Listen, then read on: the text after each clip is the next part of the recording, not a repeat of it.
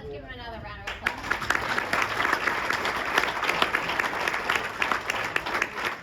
Meaghan, are you going to be able to follow that, Meaghan? I feel like I should have had you introduce Meaghan too. Oh, I'm sorry. I'm gonna read your bio so you have time to prepare. You ready? Okay.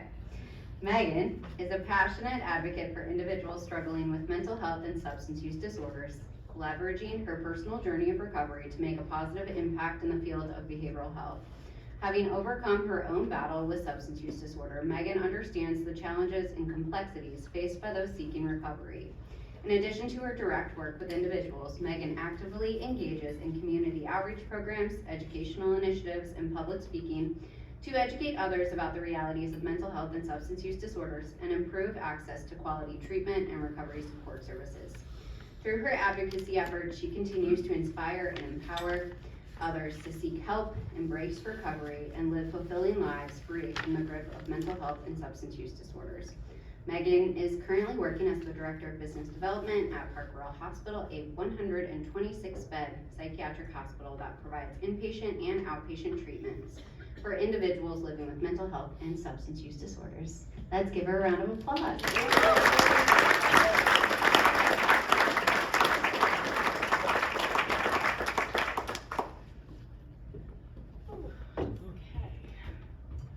Hi everyone, I'm Meaghan. Wow, yeah, I wish you went second, but anyway. I have to just be honest for 1 second here. I have been dealing with like a great deal of anxiety since being asked to speak, and imposter syndrome, knowing all the wonderful people that are connected to ARCHway. I thought, really, Emily, me? They have, you know, CEOs and doctors and therapists on their board, and I had to take a moment and realize that, you know, while I may not have the title CEO or the letters PhD or LCSW, I do know a few other acronyms that I may be affiliated with: SUD, ADHD, GAD, MDD, PTSD, and I deserve to be here.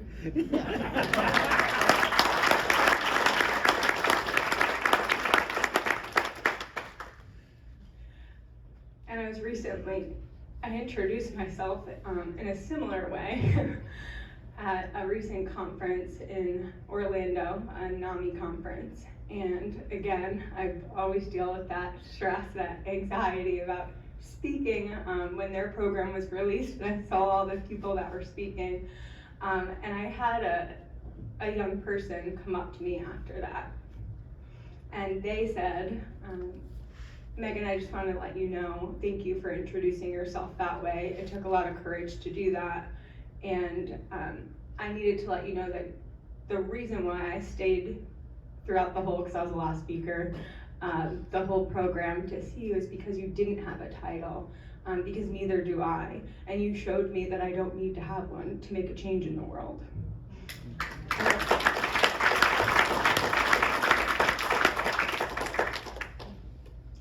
And I told her something that somebody told me once, and it's that there is no world. There's 7 billion different understandings of the world. And if you can change one person's understanding of the world that they live in, then you just changed the world. And we all have the opportunity to do that today. And usually it's through our own experiences. And I'm going to share a little bit with you. And I know Mike talked about the DARE program, which reminded me of my earliest memory of drug abuse, resistance, and education. And it wasn't really a positive one. It was 4th grade. The DARE program was in full effect. I think it was 6 weeks. And I was the star student. I knew all the answers. I was so into the education about drug addiction. And the reality was that substance abuse was really, rampant in my family. I lived my dad likes to say, you shake my family tree, and alcoholism and mental illness falls out of it. We did my genealogy test recently, and I was 100% Irish. So, you know how that goes. There's some people that get it. So, I had this pledge, 4th grade me, was that I never want to do drugs. I never want to drink because I see what it does to my family. And I didn't really understand then. But there was an essay, and it was an essay contest, and you could submit your essay and your pledge to not do drugs. And so I used it as an opportunity to share about my story. And I told them about what happens to mommy and daddy when they drink. And I told them in this essay how my family was being torn apart, and that some nights I cried myself to sleep. And I told them that I don't want to be like that. They didn't choose my essay, but they didn't talk to me either. And I got sat down by my parents, actually just my mom. And I don't know what happened because I think I was physically there, but mentally I was down the street. So mortified. Because I got in trouble. And nobody really ever talked to me or addressed what was happening in my home. And for the next 15 years, I started to build my facade. And that taught me that I can't share my truth with you. Drugs are bad, and that maybe there's no solution. But here I am, sharing my essay and my story with you all. And I'm happy, and I think 4th grade me would be very proud. I went on, and I was a star athlete. I had friends. I had pretty much, I looked like the average, high schooler. I went to college, and I stopped playing sports. I was a big athlete. Sports were a big part of my story. I also played sports I drank. And when I stopped playing sports, that's exactly how I drank. I drank competitively. I didn't care, who I had to push down on the field, to get to goal, right? But that's pretty much how I drank and used. And I drank fearlessly. I didn't really care what was going to happen to me. And, there's something to be said, and ARCHway mentioned it earlier. I think that's a really big deal. Congratulations with being able to present to the employee assistance programs about building peer workforces. Because my friends in college didn't know what to do with me. And they knew that there was something different about the way Meaghan partied. Because we all know that alcohol and drugs, they happen on college campuses, but I couldn't put it down. And it was Monday fun day, it was Tuesday booze day, wasted Wednesday, thirsty Thursday. The list goes on. And I ended up dropping out of college because my BAC was higher than my GPA, and apparently you have to go to class. And I was running out of excuses to tell my professors, and I was walking into class with crutches, fake crutches, and they were like, wow, you sprained your ankle and your grandpa died? I'm oh, this is the class where my grandpa died. Okay, I couldn't keep up, and I was just, I remember my dad coming up to my college, and he came up frequently when I would break things like my phone, but also my ribs and my ankle and my knee. I was very destructive. And he sat with me, and he didn't tell me that I had to get sober. And I remember just the silence and just him being there, that I remember telling him and looking to him one day, and I said, Dad, I know I'm an alcoholic, but I'm not ready yet. And he said, okay. And I'm gonna rewind it because when I was 13, my parents separated and my dad got sober. And that's when I was introduced to recovery.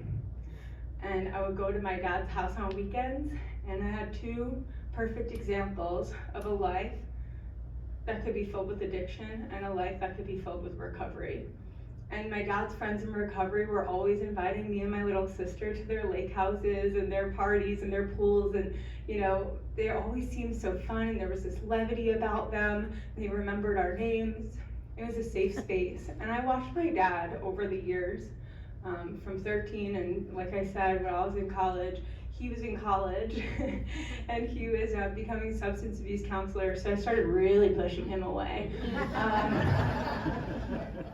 He knew too much. But he was absolutely, he was there. And what I know now is another principle of recovery where they talk about 12-step fellowships being about attraction, not promotion. And what that means is, you know, there's not people with a street sign, as much as I would like to be one of those people about recovery, that recovery is possible, you know, you walk it. You have to be that living proof that recovery can work.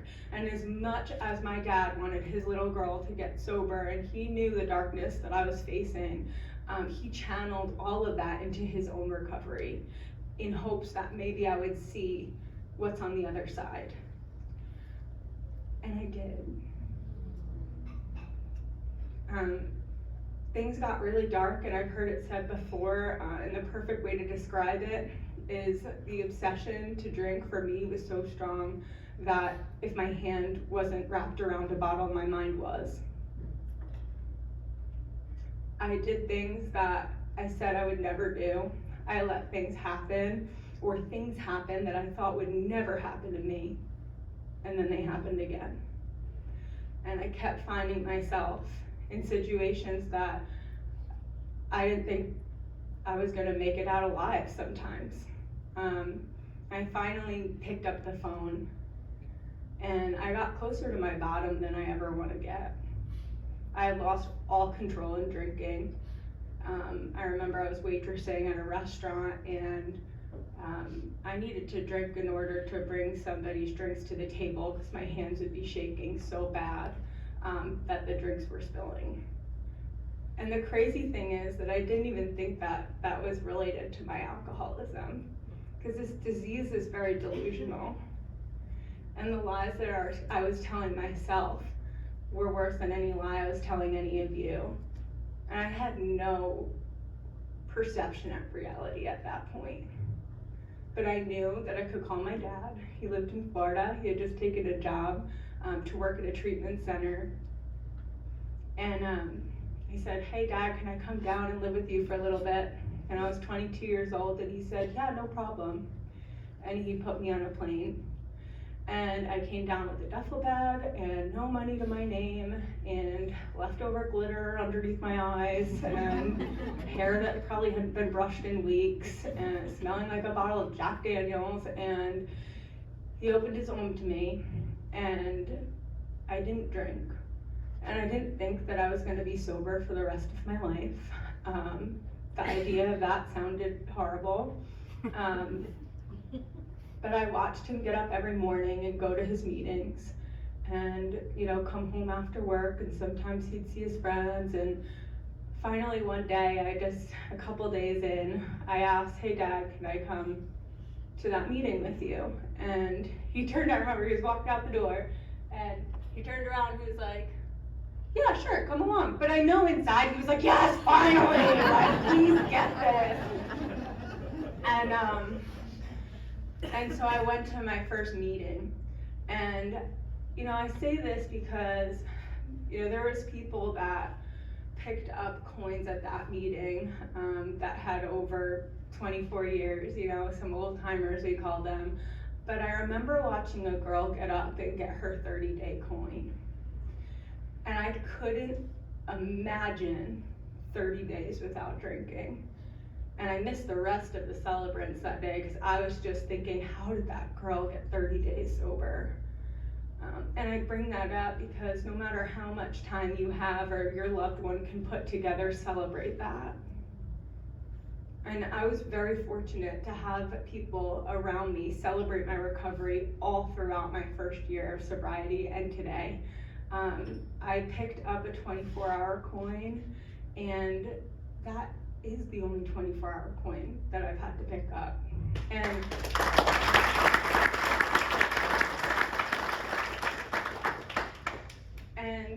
I know that's a little bit of an anomaly, and I didn't go to a treatment center, so to say. I detoxed pretty much on my dad's couch. And I lived in like a sober house because his house was like booby trapped with like recovery slogans everywhere you went. Like I was brushing my teeth and there's a sticker in the mirror that said, "You're looking at your biggest problem today." I'm like, that's rude. What kind of guest bathroom is this? Yeah, but I mean, the recovery community like really scooped me up, and I was 22, and you know, I really did. I thought about sobriety as like, oh, like, I'm doomed now to like diners and bowling for the rest of my life. But what I heard when I walked into a meeting was people being honest, and people saying things out loud that they were like liars, or lying, or manipulators. And I couldn't believe they were saying that out loud, but as somebody that was like manipulating so many people around me to get what I wanted to think of me, how I wanted you to think of me, and all these things I would never tell anybody, you were telling me that that's what you did, and I said, oh my gosh, me too. And I could almost exhale, like, I'm not alone here, and I don't have to live like that anymore. And when I realized that recovery wasn't about just living free from alcohol and drugs, it was about living a lifestyle that promotes integrity and honesty and open-mindedness and service to others. And those are the principles that Mike talked about, that he started applying in his life, and not just to his sobriety, into our sobriety, but into our workplaces. I remember the first day I had to go to work, and I was known to like press snooze on my alarm a lot and be late to work, and I would always like make up some big excuse as to why I was late to work. And like, if you know anybody in recovery, like ask them, like, we really can't afford to lie about things. It weighs heavy on us. And I remember the first time that I had to say to my boss, I had to be honest about why I was late. And these are like the little principles that these people in recovery taught me. I don't know why I would lie to you about why I was late to work. I told you I got pulled over and this thing happened. It was so crazy, and I had a headlight out, and then the cop knew my dad. And I put on a whole play for you. I didn't just tell a lie.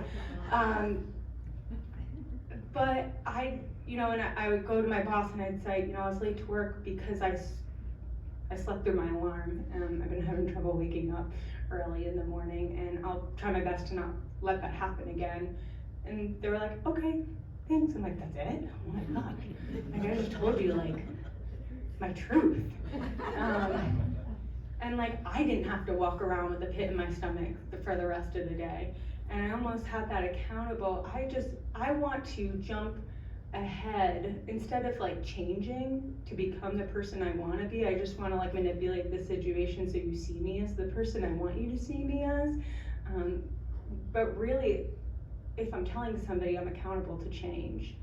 And being in recovery is about creating safe spaces. And recovery is for everybody. Recovery is not just for the people that are recovering from substance use disorders. Recovery is for families of loved ones that are recovering from substance use disorders. Recovery is for workplaces. I mean, my employers knew that I was in recovery. They were accepting of that. They did not discriminate against me.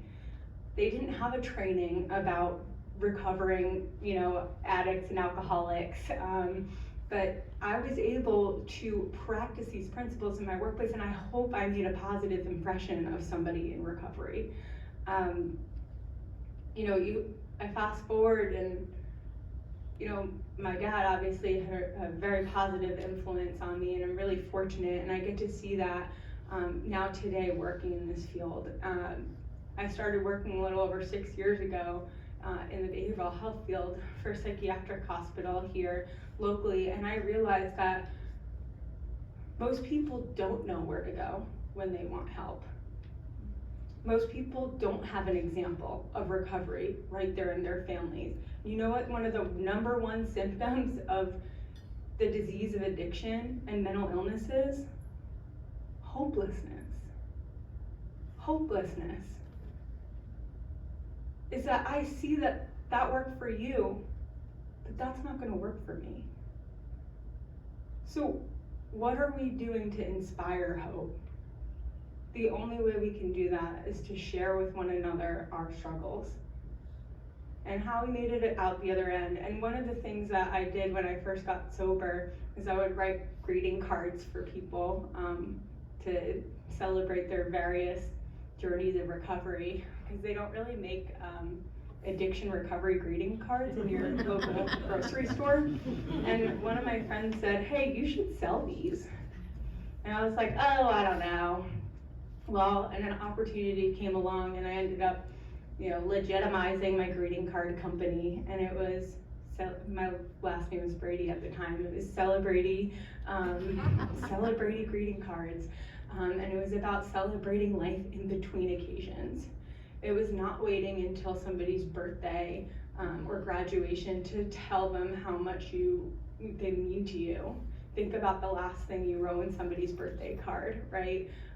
You're such a great friend, I'm so grateful that you're in my life, I'm so proud of your accomplishments. Well, imagine getting that in between your birthday, just on a random day, and like what impact that could have on you. Well, we started selling these greeting cards, and I only say this because it's something that I'm proud of. I've been able to make an impact on the lives of other people celebrating recovery. That we hit our 20,000 cards sold mark this past year.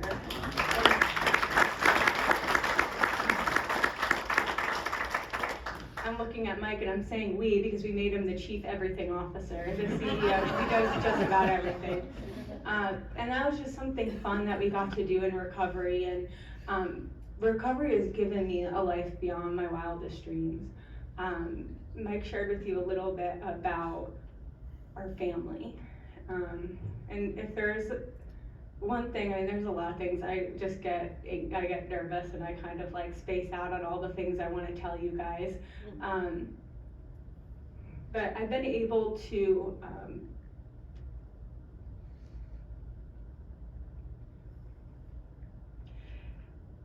we had our son a little over a year ago. He was a July 4th baby. I never thought that I would be a mom. I never really saw myself as, a mom, or, I was a little nervous about it, but very excited. And on July 4th, our son came into the world, and what was supposed to be the happiest, and is one of the happiest days of my life, was also one of the scariest days of my life. We experienced a very traumatic childbirth, and I didn't realize it happens quite often, but for me, I had hemorrhage and went through some complications after the birth, and I will say that I came very close to not making it through that experience. And as they were rolling me into emergency surgery, it was like the movies. I'm in the rolling bed and I was looking above. I had just said what I thought were the last words to my husband, which was tell everybody I love them, and he told me that he was going to take care of Luca. And what was, you would think is one of the scariest moments of your entire life, I remember vividly looking up at the ceiling and everything and all of the people that I've come across in my life and all of the impact that I've been able to make just from being sober. All of the amazing things I've gotten to do and the people I've gotten to co-create this recovery journey with. I didn't have any resentments left. I didn't have any people that I needed to owe an apology to. I lived a life that I was so proud of.